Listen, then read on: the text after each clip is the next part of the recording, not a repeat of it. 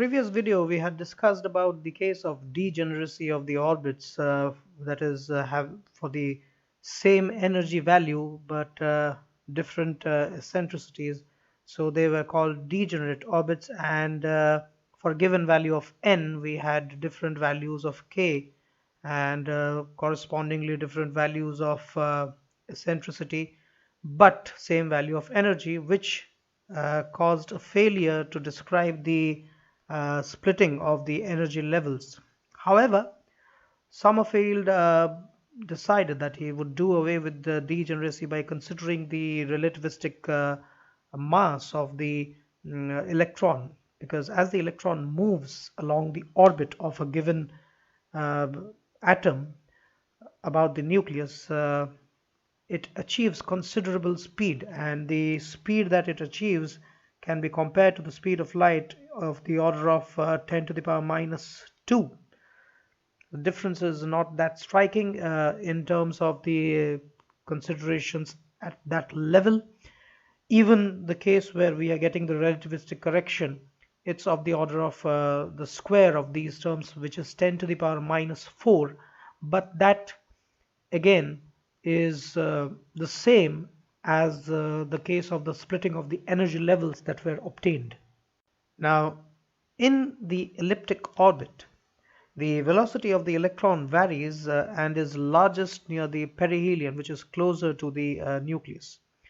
Now, the actual size of the relativistic correction depends upon the average velocity of the electron, which in turn depends on the ellipticity of the orbit. Now, this means that the correction is different for different k orbits of a given corresponding value of n, and thus the degeneracy is removed, which means the difference in energy obviously results in the removal of the degeneracy. Now, using the relativistic expression for the kinetic energy of the electron, Sommerfeld, let's use the relativistic correction first. So this is k, and which is the kinetic energy term, and that is equal to m naught c squared, and we have the relativistic correction as 1 minus v squared upon c squared taken under root minus 1. So this gives the relativistic expression for the kinetic energy of the electron, where m naught is the rest mass. The case when electron remains at rest, the mass that it has is m naught.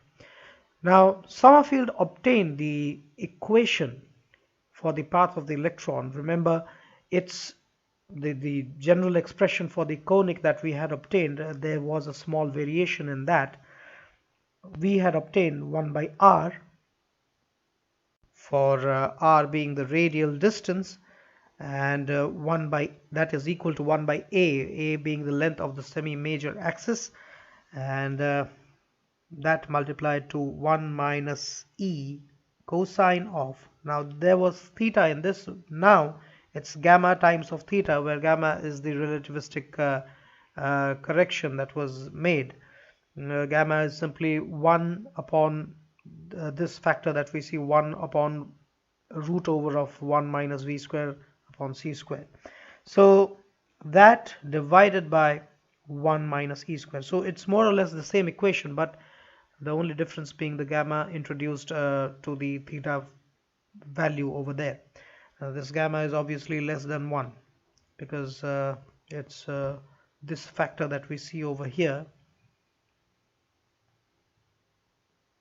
this one, this is gamma. Now, if you observe closely, what you are going to find is that this value of r that would have repeated itself in case we have the case where the cosine factor that we have over here, that goes that increases through an angle of 2 pi, that is on completing a circular path. Now, that has been somewhat changed by the introduction of the factor gamma, because now it won't go back or return to its initial value when theta is just increased by 2 pi. In fact, theta must now be increased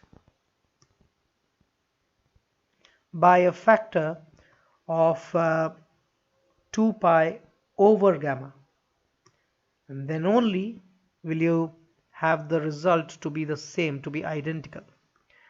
Thus, the orbit of the electron is not a uniform rotating ellipse, but now what we see, I'm going to show that to you, that the perihelion is now uh, perihelion of the orbit that precesses in the direction of the revolution of the electron.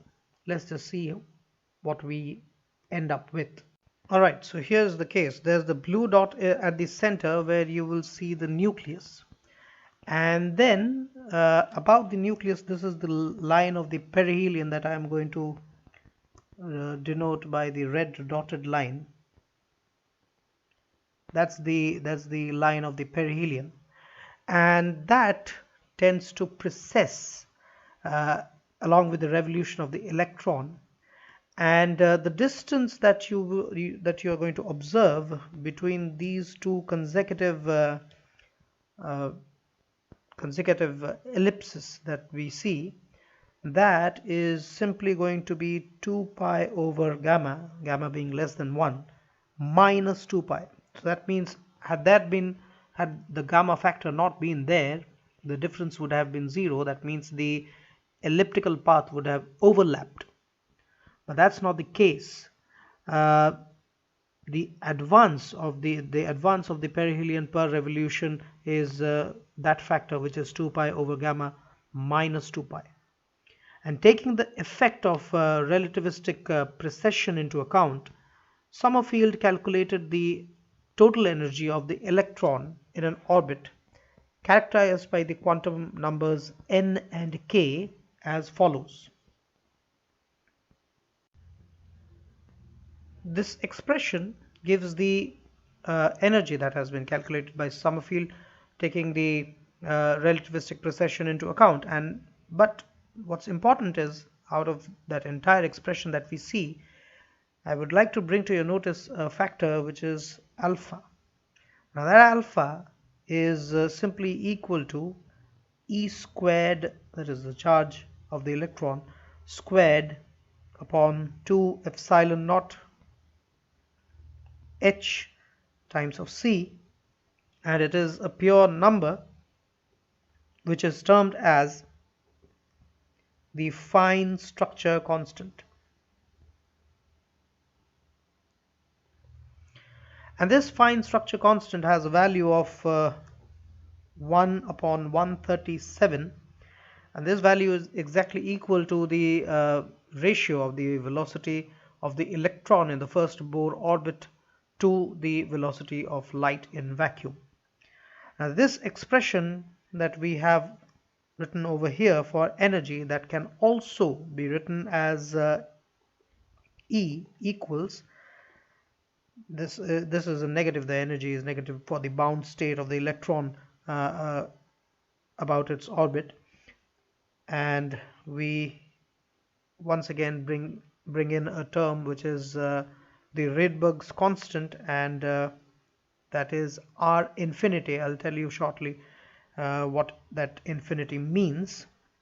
So R infinity is z squared hc taken over n squared, and 1 plus z square alpha squared upon n, the rest of the terms remaining the same, which is the value of k, and this is 4n.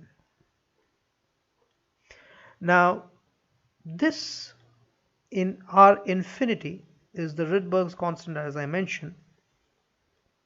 You must be familiar with Rydberg's constant right from the higher secondary level. But here what we are going to express is that the Rydberg's constant, the infinity factor that we have mentioned over there, that is the Rydberg's constant for an infinitely heavy nucleus. The nucleus is being considered to be infinitely heavy as compared to that of the electron, which is precessing around it. Now, the term values of the hydrogen-like atom are therefore equal to. So this is the term value that we express as T, which is equal to the negative of E upon Hc, and that is equal to R infinity Z squared. The Hc factor has been divided and the rest of the terms can be taken in the bracket, and they are the same as 1 plus Z squared alpha squared upon N, 1 upon K minus 3 upon 4N. You write this 3 to 4 times and you uh, easily remember this expression. It's not that difficult. I would suggest you write it a few times and it's easier that way. Now, if I were to multiply that factor R infinity Z squared N squared into that square bracket, the first term will all obviously be the same, that is R infinity times of Z squared upon N squared. But what about the second term? Now, the second term is the first term is obviously the exact similarity. It has the exact similarity as that derived by Bohr for the circular orbit. But the second term is where the relativistic correction comes into picture, and we just denote it by del t. And I'm writing that second term with taking this factor, multiplying it to the bracketed term, that is R infinity z squared becomes z raised to the power 4 alpha squared upon n cube, and in brackets I have 1 upon k minus 3 by 4n. So this is the difference, or the correction term, the relativistic correction term that we come across. And as we know that R infinity times of alpha squared, R infinity times of alpha squared is going to be equal to, with the values available to us, that is for R infinity we have 1.097 times of 10 to the power 7, and for alpha we know it is 1 upon 137, and that too squared. We end up with a value of 5.84 centimeter inverse.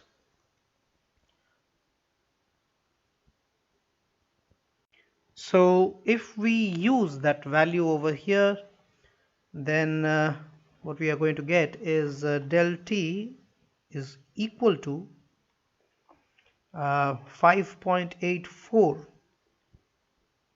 times of z to the power 4 upon n cube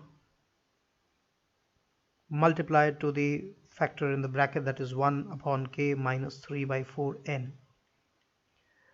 Now this value that we see, if we the value of the bracketed term is definitely going to be positive, because k is less than or equal to n, and since del t depends on k, it is different for different k orbits of the same n, right? And so we can calculate the relativity shift in the energy levels of various k for each Bohr energy level n with the help of this expression that we have. And we do it, let's say, for the Bohr levels of n is equal to 1, 2 and 3, and let's see the results in case of hydrogen atom, and we'll tabulate it. So let's do that in the next page.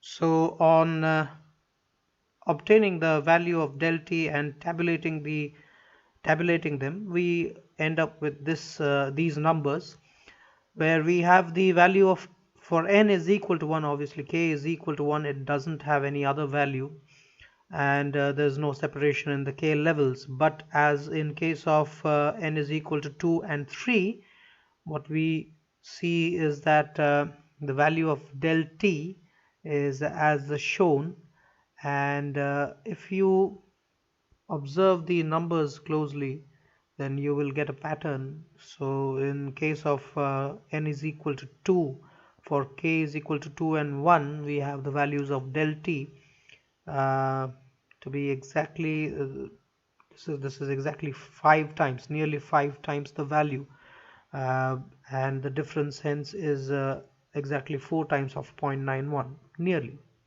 0.364 it would have been, it is 0.365.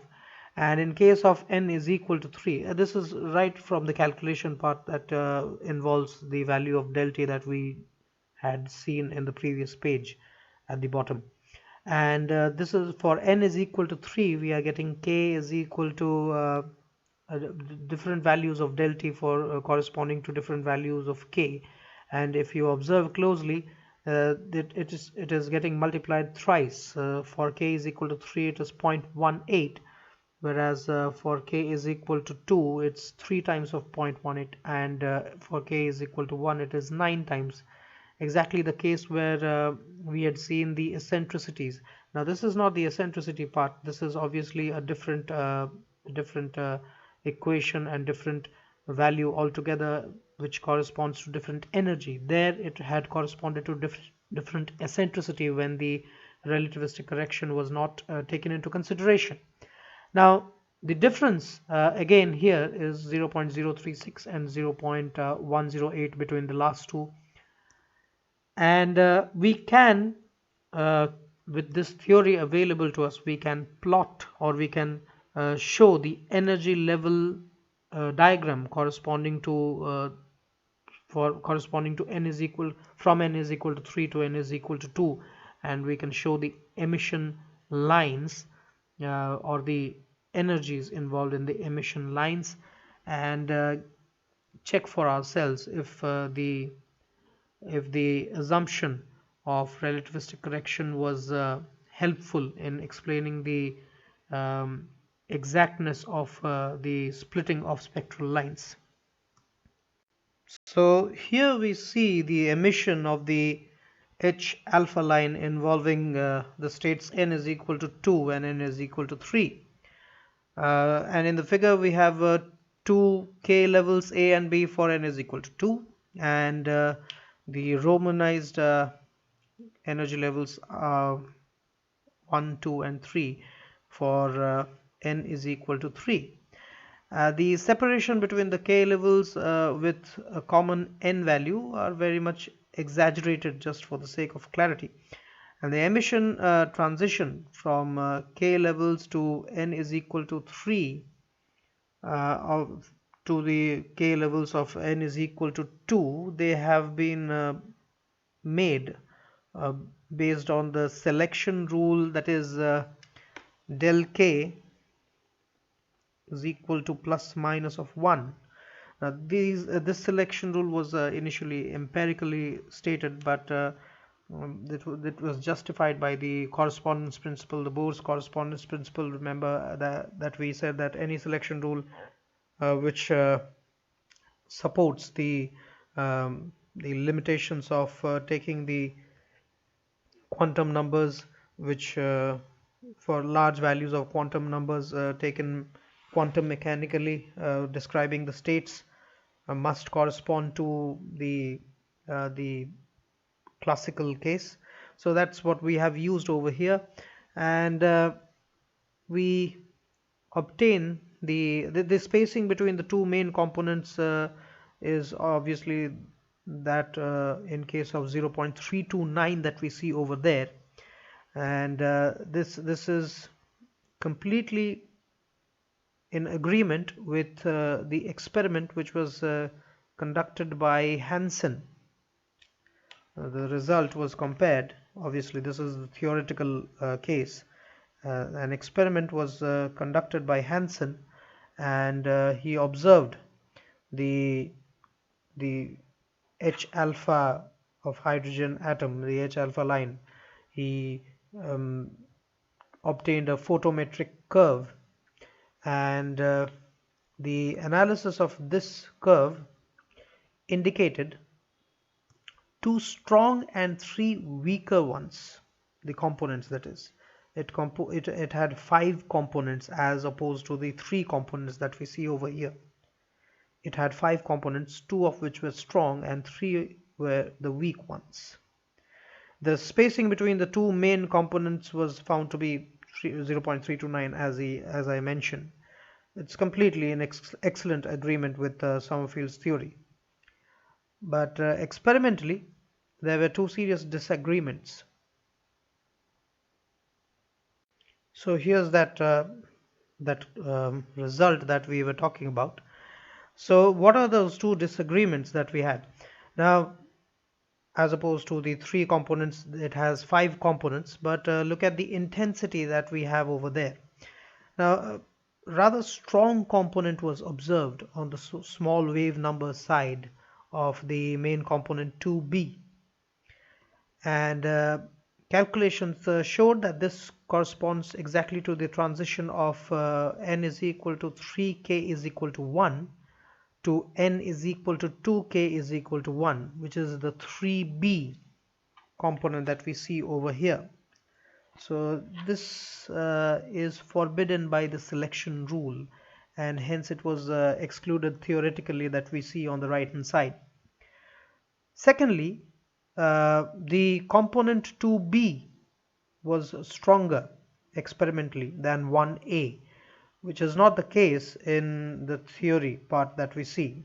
In the theory, we have 2b to be 2b was to be weaker than 1a over here, but that's not the case. As you can see, 2b is slightly greater component than that of 1a. So these discrepancies were removed by introducing the spin of the electron, adopting the quantum mechanical relativistic correction, which is a topic to be discussed later. Now, these were some of the shortcomings of Bohr-Sommerfeld theory, mainly Sommerfeld's relativistic correction that we studied. So these shortcomings were, as I said, as I mentioned just now, that the case was taken care of by considering the spin-orbit interaction in the fine structure of hydrogen atom that we will be studying later, after having covered the rest of the portions ahead of us. And the selection rules will be laid down. The variation in selection rule that we'll have there will help us understand what we are approaching, or what was the mistake in approaching in this case. So that is for discussion in the upcoming videos. Till then, thank you for watching.